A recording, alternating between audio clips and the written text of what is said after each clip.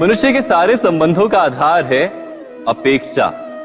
पति कैसा हो जो मेरा जीवन सुख और सुविधा से भर दे। पत्नी कैसी हो जो सदैव मेरे प्रति समर्पित रहे। संतान कैसी हो जो मेरी सेवा करे, मेरा आदेश माने।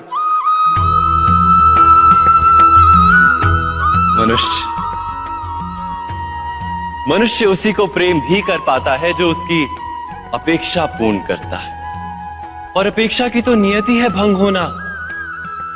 कैसे? क्योंकि अपेक्षा मनुष्य के मस्तिष्क में जन्म लेती है। कोई अन्य व्यक्ति उसकी अपेक्षाओं के बारे में जान ही नहीं पाता। पूर्ण करने की प्रामाणिक इच्छा हो तब भी कोई मनुष्य किसी की अपेक्षाओं को पूर्ण नहीं कर पाता। और वहां से जन्म लेता है संघर्ष। सारे संबंध संघर्ष में परिवर्तित हो जाते। पर मनुष्य अपेक्षा को संबंध का आधार ना बनाए और स्वीकार करे केवल संबंध का आधार, तो क्या ये जीवन स्वयमेव सुख और शांति से नहीं भर जाएगा? स्वयं विचार कीजिएगा।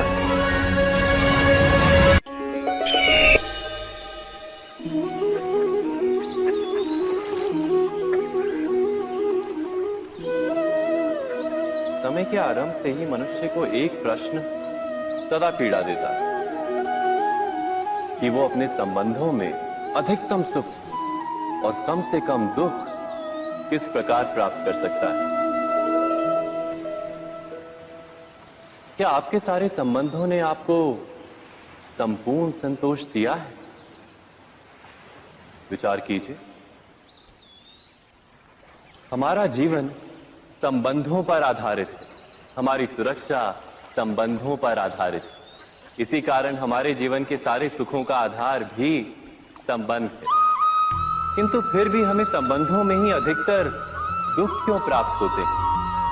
सदा ही संघर्ष भी संबंधों से ही उत्पन्न क्यों हो जाते हैं? कभी विचार किया है?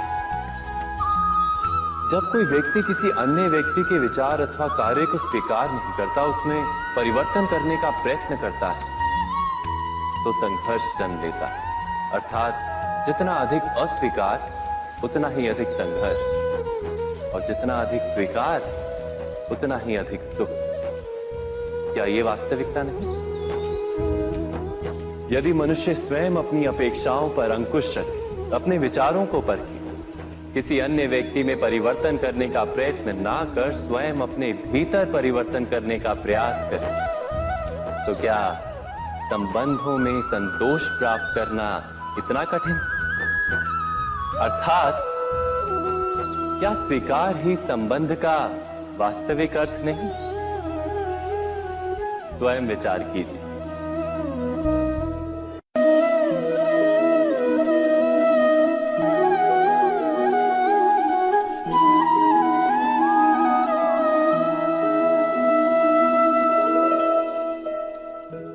जब किसी व्यक्ति को किसी घटना में अन्याय का अनुभव होता है, तो वो घटना उसके अंतर को झकझोर देती। समस्त जगत उसे अपना शत्रु प्रतीत होता है। अन्याय लगने वाली घटना जितनी बड़ी होती है, मनुष्य का हृदय भी उतना ही अधिक विरोध करता है।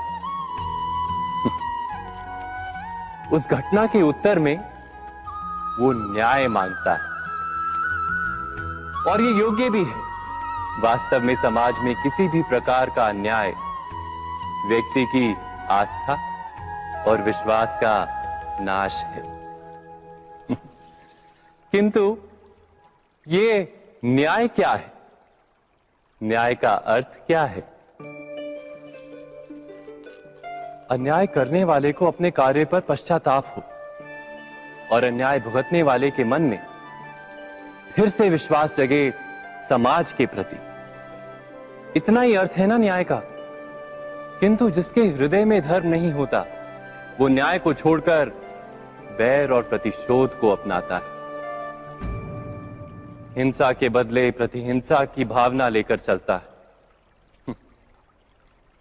स्वयं भोगी हुई पीड़ा से कहीं अधिक पीड़ा देने का प्रयत्न करता है और इस मार्ग पर चलते अन्याय को भुगतने वाला स्वयं अन्याय करने लगता है। शीघ्र ही वो अपराधी बन जाता है, अर्थात न्याय और प्रतिशोध के बीच बहुत कम अंतर होता है और इसी अंतर का नाम है धर्म। क्या ये सत्य नहीं? स्वयं विचार कीजिए। दो व्यक्ति जब निकट आते हैं तो एक दूसरे के लिए सीमाएं और मर्यादाएं निर्मित करने का प्रयत्न अवश्य करते हैं। हम यदि सारे संबंधों पर विचार करें तो देखेंगे कि इन सारे संबंधों का आधार यही सीमाएं हैं जो हम दूसरों के लिए निर्मित करते हैं। और यदि अनजाने में भी कोई अन्य व्यक्ति इन सीमाओं को तोड़ता है तो उसी क्षण हमारा हृदय क्रोध से भर जाता है। इन सीमाओं का वास्तविक रूप क्या है? क्या हमने कभी विचार किया? सीमाओं के द्वारा हम दूसरे व्यक्ति को निर्णय करने की अनुमति नहीं देते, अपना निर्णय उस व्यक्ति पर थोपते, अर्थात किसी की स्वतंत्रता का अस्वीकार करते हैं।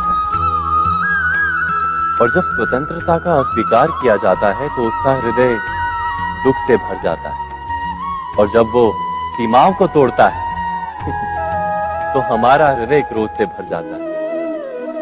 क्या ऐसा नहीं होता?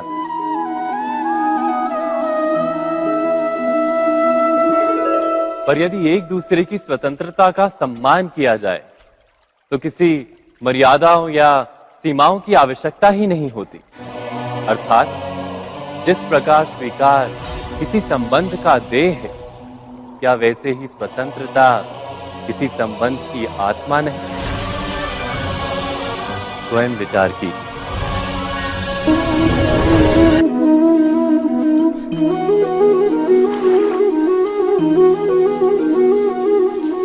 पिता सदा ही अपने संतान के सुख की कामना करते हैं, उनके भविष्य की चिंता करते रहते हैं।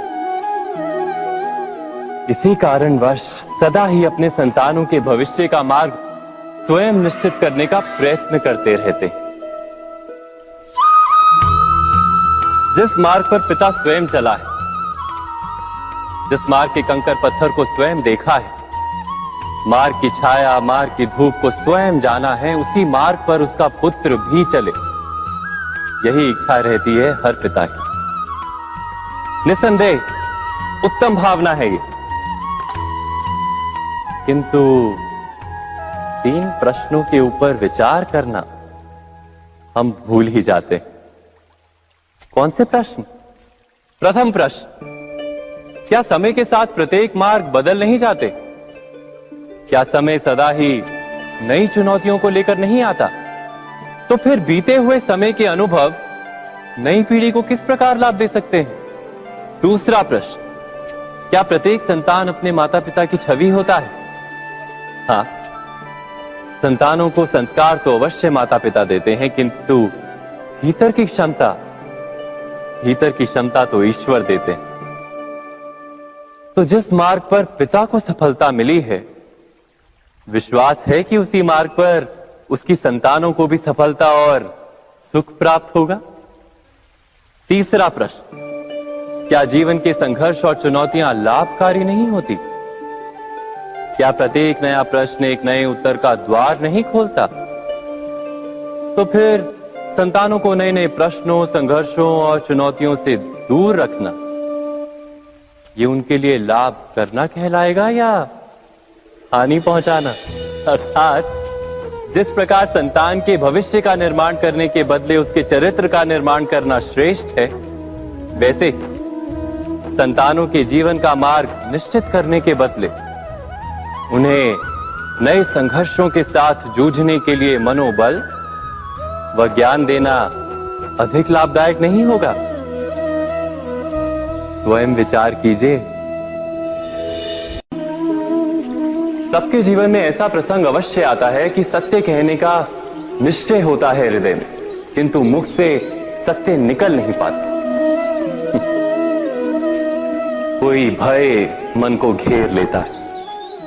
किसी घटना अथवा प्रसंग के बारे में बात करना या फिर स्वयं से कोई भूल हो जाए उसके बारे में कुछ बोलना, क्या ये सत्य है? नहीं, ये तो केवल तथ्य है। अर्थात जैसा हुआ था वैसा केवल बोल देना सामान्य सी बात है। किंतु कभी कभी उस तथ्य को बोलते हुए भी भय लगता है। कदाचित किसी दूसरे की भावनाओं का विचार आता है मन, दूसरे को दुख होगा ये भय भी शब्दों को रोकता है। तो ये सत्य क्या है? क्या हमने कभी विचार किया है? जब भय रहते हुए भी कोई तथ्य बोलता है तो वो सत्य कहलाता है। वास्तव में सत्य कुछ और नहीं, केवल निर्भयता का दूसरा नाम है।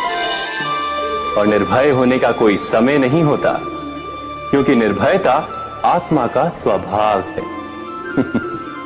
अर्थात क्या प्रत्येक क्षण सत्य बोलने का क्षण नहीं होता?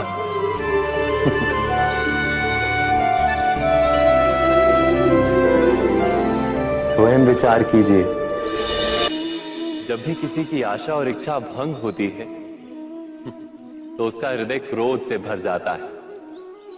जिस व्यक्ति को वो अपना अपराधी समझता है उसे दंड देने का प्रयत्न करता है। पर क्या हमारी इच्छा या आशा का भंग होना क्या सदा ही किसी का अपराध होता है? इच्छाओं के अपूर्ण रहने के तो कई कारण हो सकते हैं। कुछ तो संजोग के कारण अधूरी रह जाती हैं और कुछ नियति के कारण।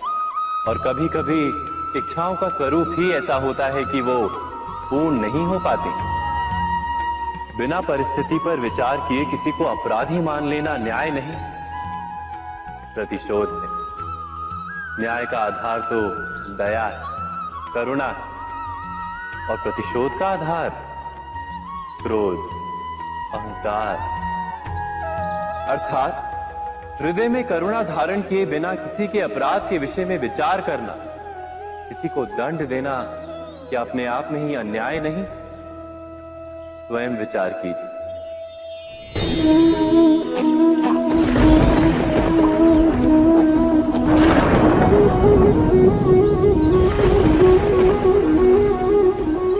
सपनों और पूर्वाभासों के आधार पर हम भविष्य के सुख दुख की कल्पना करते हैं। भविष्य के दुख का कारण दूर करने के लिए हम आज योजना बनाते हैं।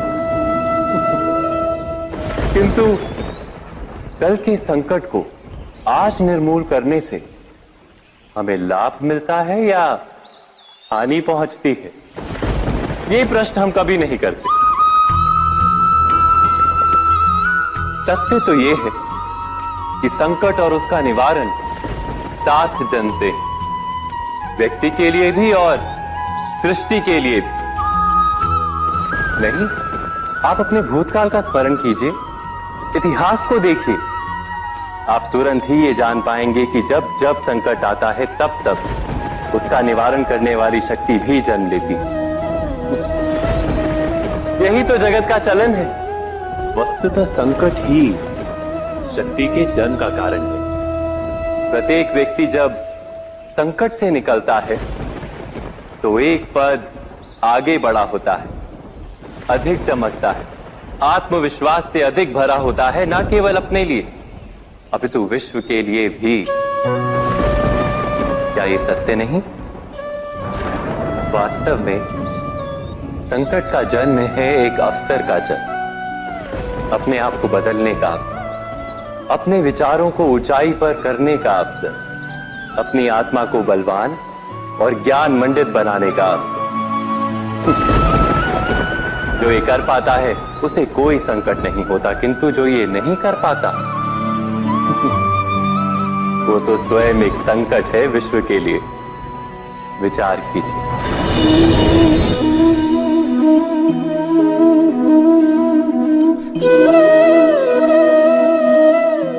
परंपरा में धर्म बसता है और परंपराएं ही धर्म को संभालने का कार्य करती हैं, ये सत्य है। पर क्या केवल परंपरा ही धर्म है? विचार कीजिए।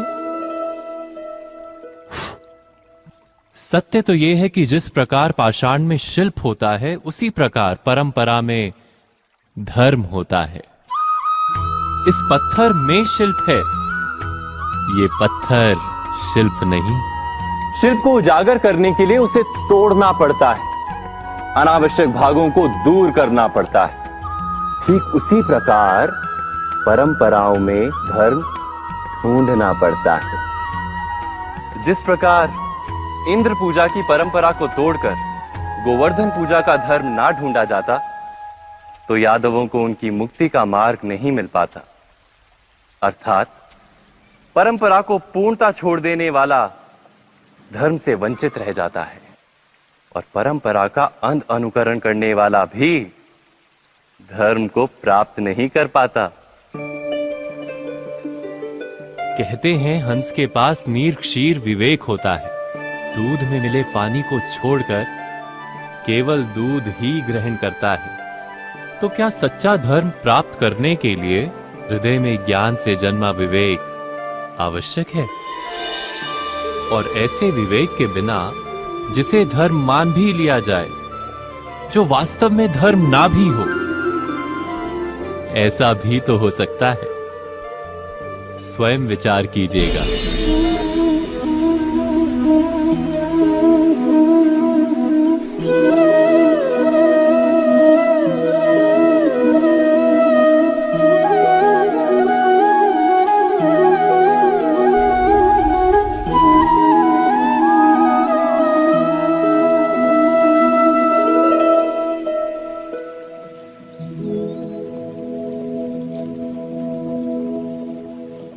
भविष्य के आधार पर सब आज का निर्णय लेना चाहते हैं। भविष्य में सुख मिले, भविष्य सुरक्षित हो, ऐसे निर्णय आज लेने का प्रयत्न रहता है सबका। आप अपने जीवन को देखिए।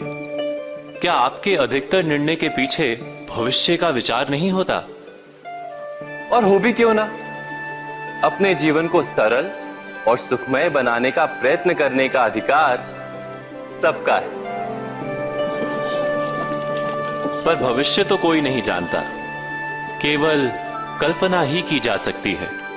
तो जीवन के सारे महत्वपूर्ण निर्णय कल्पनाओं के आधार पर ही करते हैं हम।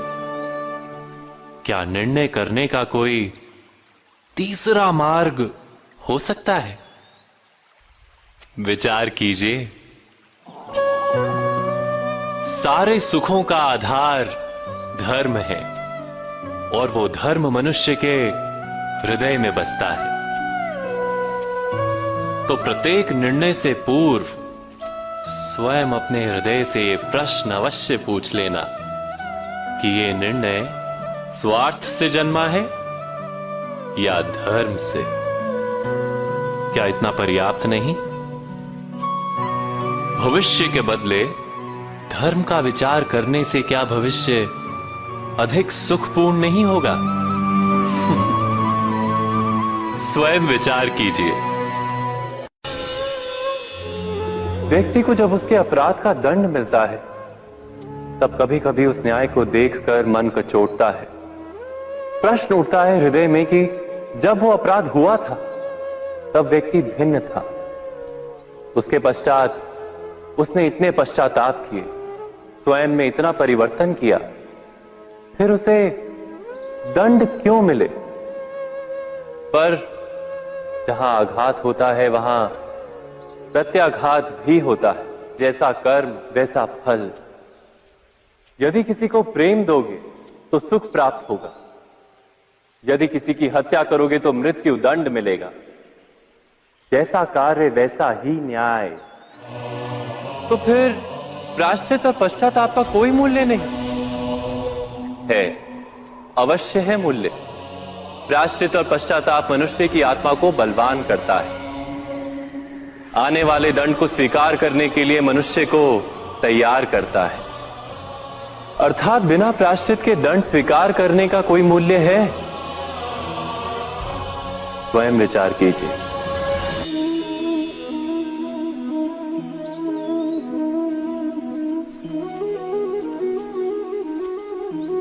जब अपने किसी अच्छे कार्य के उत्तर में दुख प्राप्त होता है अथवा किसी को उसके दुष्ट कार्य में सुख मिलता है, तो मन अवश्य ये विचार करता है कि अच्छा कार्य करने का, धर्म के मार्ग पर चलने का तात्पर्य क्या है। पर दुष्ट आत्मा को क्या प्राप्त होता है ये भी देखिए। दुष्टता करने वाला हृदय सदा चंचल रहता है, अकुलाता रहता है। मन में सदा नए नए संघर्ष उत्पन्न होते हैं।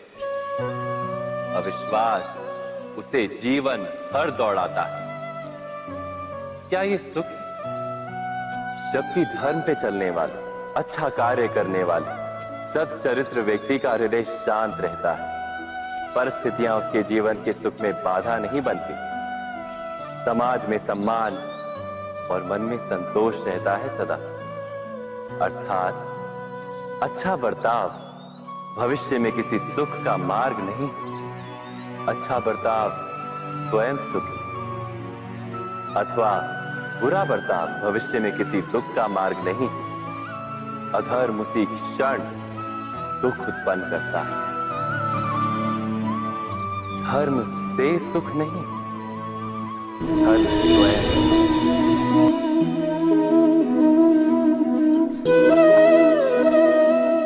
सत्ता की लालसा सबके हृदय को घेरे रहती है। प्रत्येक व्यक्ति अपना एक राष्ट्र निर्मित करने का प्रयत्न अवश्य करता है। फिर वो राष्ट्र कुरु राष्ट्र की भांति बहुत बड़ा हो या फिर अपने परिवार तक सीमित हो, वो सत्ता प्राप्त करने का प्रयास अवश्य करता है। किंतु सत्ता का वास्तविक रूप क्या है? क्या हमने कभी विचार किया है? एक मनुष्य जितने अधिक लोगों के जीवन को प्रभावित कर सके, जितने अधिक लोगों के जीवन की स्वतंत्रता पर अंकुश रख सके, उतनी ही अधिक सत्ता का अनुभव करता है वो। सत्ता का वास्तविक रूप ही है अन्य के जीवन पर स्वयं का प्रभाव। किंतु क्या वास्तविक प्रभाव प्रेम, दया, करुणा और धर्म से निर्मित नहीं होता? जब भी मनुष्य कठोरता और अधर्म से सत्ता प्राप्त करने का प्रयत्न करता है, तब वो दूसरों के हृदय में विरोध अथवा विद्रोह को जन्म देता है। और परिणाम कुछ इस प्रकार। हां, कुछ समय के लिए वो स्वयं को प्रभावी और शक्तिशाली अवश्य पाता है, किंतु वो वास्तविक सत्ता नहीं। यही कारण है कि भृगु और वशिष्ठ जैसे ऋषियों की आज भी पूजा की जाती है, रावण और हिरण्यकश्यप की नहीं। इस पर तो आप विचार अवश्य करें। सत्य कहा ना?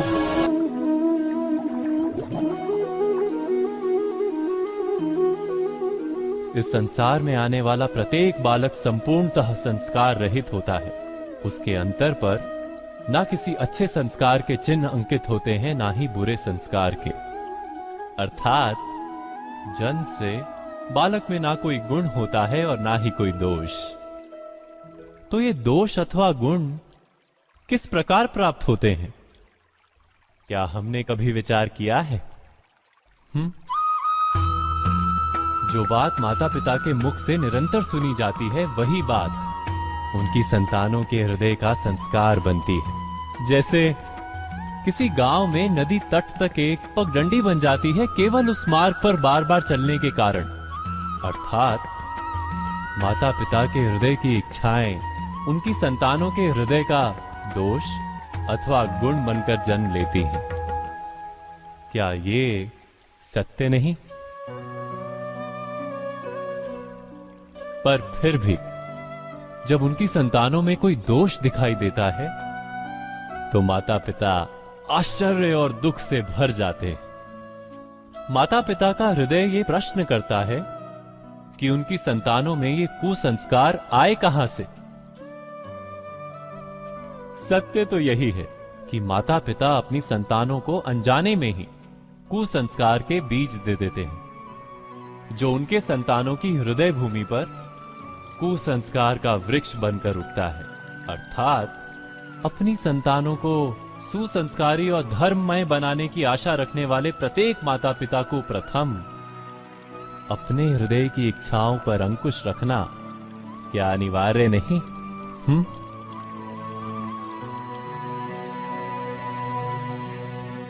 प्रत्येक माता पिता इस पर विचार अवश्य कीजिएगा।